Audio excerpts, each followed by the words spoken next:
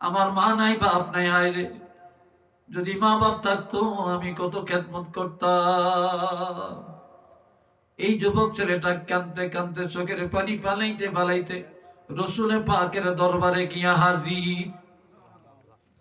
বললেন, ইয়া রাসূলুল্লাহ, ইয জাআহু রাজুলুম মিন বানি সালমাতা ফাকালা ইয়া রাসূলুল্লাহ হাল বাকিয়া মিন বাররি আবাওয়াইয়া শাইউন আবাররুহুমা বিহি বা'দা মাউতিহিমা ক্বালা নাআম।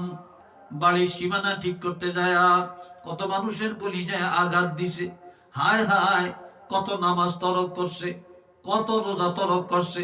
এই সংসার চালাইতে যায়, তোমার ঘরে খাওয়াইতে দাওয়াইতে যায়, মানুষ করতে যায়, তাদের গুনার কোনো শেষ নাই। ওই গুনার বোঝা নিয়ে আজকে তারা কবরে। তারা গুনাহ কামাই করতে করতে যেই বাড়িঘর জড়িয়ে গেছে এগুলা তোমরাই ভোগ করো। আজকে তোমার মা বাপ সেই গুনাহ নিয়ে কবরে। ওই বেশি বেশি করিয়া আজকে তোমার মা বাবার সেই গুনাহগুলি আল্লাহর কাছে ক্ষমা চাও, আল্লাহ যেন তাদের গুনাহগুলি মাফ করিয়া দেন। তাহলে তোমাদের আমলের মধ্যে পিতামাতার খেদমতের সব লেখা হয়ে যাবে। সুবহানাল্লাহ। আস্তে কর সুবহানাল্লাহ। এটা 2 নম্বরের খেদমত। 3 নম্বরের খেদমত ওয়া ইনফাযু আহদিহিমা মিন বা'দিহিমা। মা বাবার ইন্তেকালের পর তালাশ করে দেখবে, তারা যদি কোনো ওসিয়ত করে যায় ওসিয়ত পূর্ণ করা, ঋণ থাকলে ঋণ আদায় করে দেওয়া, কোথাও যদি ওয়াদা করে যায় ওয়াদা পূর্ণ করা। জায়গা বিক্রি করে গেছে, রেজিস্ট্রি করতে পারে না, বাপের পক্ষ থেকে এটা রেজিস্ট্রি করে দেওয়া।